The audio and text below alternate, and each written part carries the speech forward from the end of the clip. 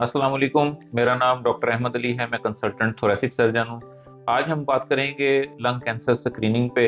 और इसकी तरीकाकार पे और इसके ट्रीटमेंट ऑप्शंस पे। हमें पता है कि स्मोकिंग जो है वो बड़ा कॉमन फिनोमिना, पूरी दुनिया में जो है वो स्मोकिंग बहुत आम हो रही है और लोग जो है स्मोकिंग करते हैं और उस स्मोकिंग की वजह से बहुत बुरे तरीके से उनके लंग्स अफेक्ट भी होते हैं। जहाँ एस्थमा और सीओपीडी के मसाइल उनको होते हैं, इसके अलावा एक चीज़ है, उसको कहते हैं लंग कैंसर। लंग कैंसर जो है वो उसकी सबसे बड़ी कॉज जो है वो स्मोकिंग है और उसके ऊपर जो है वो तवज्जो देना बहुत ज़रूरी है। आज की जो हम वीडियो बना रहे हैं इसमें हम लोगों को इसी बारे में एजुकेट करेंगे कि लंग कैंसर स्क्रीनिंग क्या होती है, कौन से लोग हैं जो हाई रिस्क ग्रुप में फॉल करते हैं जिनकी लंग कैंसर स्क्रीनिंग लाजमी तौर पे होनी चाहिए, और अगर इस स्क्रीनिंग के अंदर कोई फाइंडिंग आती है तो आपको क्या करना है। जो इंटरनेशनल रिकमेंडेशन है वो ये रिकमेंड करती है कि कोई भी बंदा जो कि 40 ईयर से अबव है और स्मोकर है उसको चाहिए कि वो अपने बॉडी की स्कैनिंग कराए और एक लो डोज सीटी स्कैन कराए, ताकि उसके लंग्स को जो है वो स्क्रीन किया जा सके कि उसके अंदर कोई पल्मोनरी नोड्यूल तो नहीं बना हुआ, कोई cancer formation, early cancer formation तो नहीं है। अब दुनिया में ये चीज़ एक बड़ा नॉर्मल फिनोमिना बन गया है। जिस तरह हम लोग रूटीन में,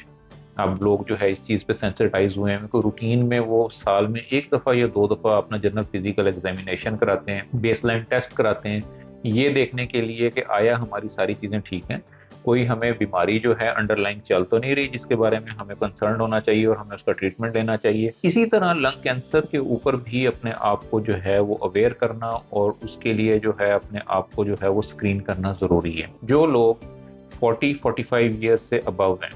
और वो स्मोकिंग करते रहे हैं, नो मैटर कितने साल उन्होंने स्मोकिंग की है, आया वो स्मोकिंग अभी भी कर रहे हैं या वो छोड़ चुके हैं, उनको चाहिए कि वो अपना CT scan chest, HRCT chest, low dose CT scan chest वो ज़रूर कराएं, ताकि उनके लंग का स्टेटस जो है उसको मैयर किया जा सके कि वेयर डू वी स्टैंड, उनके लंग की इस टाइम पे क्या हालत है,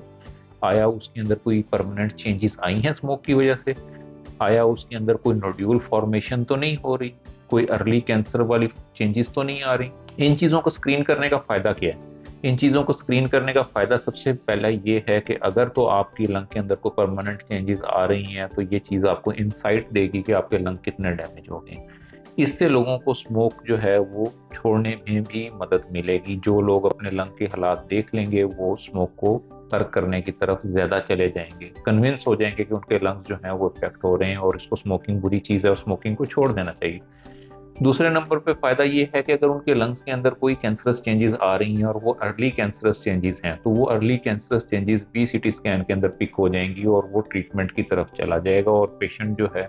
उसकी लाइफ एक्सपेक्टेंसी नॉर्मल रहेगी और उसकी लाइफ में कैंसर का कोई प्रॉब्लम क्रिएट नहीं होगा। और इसके बाद तीसरे नंबर पे ये है कि वो लोग जो कि अपनी स्क्रीनिंग कराते हैं वो सेंसिटाइज हो जाते हैं और वो अगर स्मोकिंग को तर्क कर देते हैं तो वो दूसरे लोगों को भी स्मोकिंग से जो है वो मना करने में जो है वो मदद देंगे और दूसरे लोग भी सेंसिटाइज होंगे अपनी स्क्रीनिंग के लिए।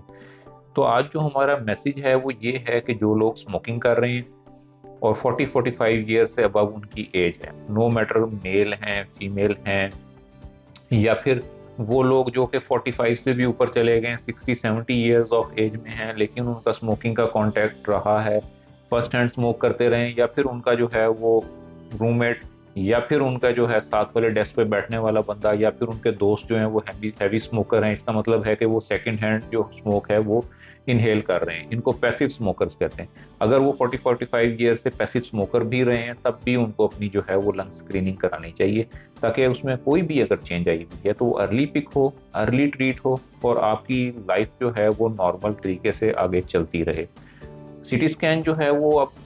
हर शहर में अवेलेबल है, शायद ही लाहौर अवेलेबिलिटी जो है वो बहुत ज़्यादा है। शायद ही पाकिस्तान का कोई शहर हो जिसके अंदर इस टाइम पे सिटी स्कैन की सहूलत मौजूद ना हो। हर शहर में सिटी स्कैन की सहूलत मौजूद है। आप अपने करीबी डॉक्टर से जाके मशवरा कर सकते हैं, हमारे पास मशवरा लेने के लिए आ सकते हैं और सिटी स्कैन करा के आप हमें दिखा सकते हैं और आगे ट्रीटमेंट ऑप्शंस के ऊपर डिस्कस कर सकते हैं और आगे जो है वो ट्रीटमेंट ऑप्शंस जो हैं उनको ऑप्ट कर सकते हैं। एक गवर्नमेंट के लेवल पे तो जब ये स्टार्ट होगा स्क्रीनिंग प्रोग्राम 100 होगा, लेकिन ये है कि इसमें अभी कोई प्रॉमिसिंग जो है वो नज़र नहीं आ रही कि इसके ऊपर कोई तवज्जो दी जा रही है कि या इसकी तरफ कोई आ रहा है कि अच्छा जी स्मोकिंग के ऊपर भी बात हो, स्मोकिंग को सेशन की भी बात हो, स्मोकिंग स्क्रीनिंग की भी कोई बात हो। लेकिन इंडिविजुअल तौर पे जो हम कर सकते हैं वो हमें अपने लिए ज़रूर करना चाहिए। इंशाल्लाह ताला नेक्स्ट वीडियो में इसको सिलसिले को आगे बढ़ाएंगे, सिटी स्कैन के ऊपर ज़्यादा बात करेंगे, नोड्यूल्स के ऊपर ज़्यादा बात करेंगे और उनके ट्रीटमेंट ऑप्शंस पे ज़्यादा बात करेंगे। तब तक के लिए अल्लाह हाफिज़।